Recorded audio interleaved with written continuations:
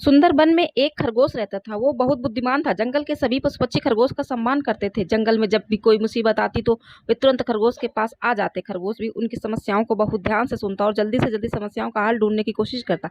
एक बार खरगोश वन में घूम रहा था, तभी उसने देखा कि पेड़ के नीचे एक गिलहरी रो रही है।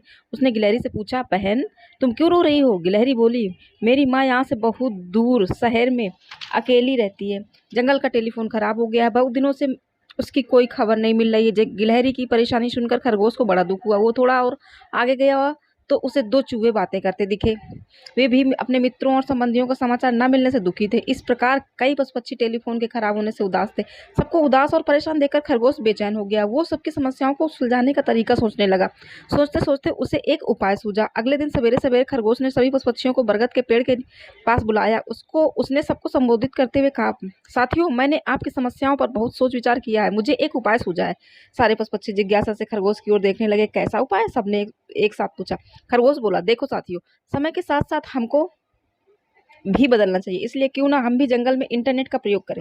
इंटरनेट? सारे पशु पक्षी चौंक कर बोले। खरगोश मुस्कुराते हुए बोला, हाँ साथियों, अब हम इंटरनेट का प्रयोग करके अपने परिचितों मित्रों से बात कर सकते हैं और हर तरह की सूचनाओं का भी आदान प्रदान कर सकते हैं। तोता फुदकते हुए बोला, पर दादा, सूचनाओं का आदान प्रदान तो हम टेलीफोन्स के द्वारा भी कर सकते हैं। हाँ हाँ मिट्ठू, तोते तुम बिल्कुल ठीक कह रहे हो। टेलीफोन पर हम बात तो कर सकते हैं, परंतु इंटरनेट के बिना एक दूसरे की तस्वीर नहीं देख सकते। एक दूसरे की तस्वीरें देखने के लिए हमें इंटरनेट की आवश्यकता पड़ती है। खरगोश की बातें सुनकर सभी पशु पक्षी हैरान होकर एक दूसरे को देखने लगे।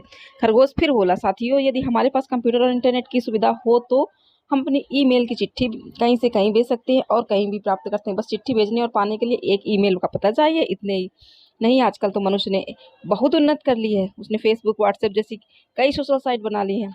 अब इस पर दोस्तों से बात कर सकते हैं, अपने चित्रों का आदान प्रदान कर सकते हैं। आपके जन्मदिन का अवसर हो तो उसमें ईमेल द्वारा निमंत्रण दे सकते हैं। कार्ड छपवाने, चिट्ठी की कोई झंझट नहीं है।